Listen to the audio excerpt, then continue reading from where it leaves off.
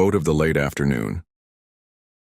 If we but paused for a moment to consider attentively what takes place in this sacrament of the Eucharist, I am sure that the thought of Christ's love for us would transform the coldness of our hearts into a fire of love and gratitude.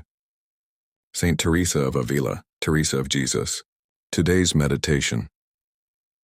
The works of man, whether they are good or bad, are not always isolated transitory acts. More often, especially in the case of the leaders of nations and those who are invested with public authority, they continue to subsist after they are concluded, either in the memory of other men or in public acclaim, as a result of the consequences they have had and the scandal they have caused. Thus, at first sight, a particular secret crime seems to be only a private, personal deed, but it becomes social on account of its effects.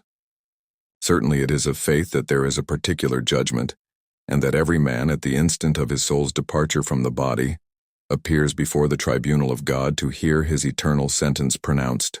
Yet this judgment cannot suffice, and it is essential that it should be followed by another public judgment, in which God will not examine the actions in isolation and taken in themselves, but will examine them in their effects upon other men, in the good or evil deriving from them for families and peoples, in a word, in the consequences they produced, and which those who perpetrated them ought to have foreseen.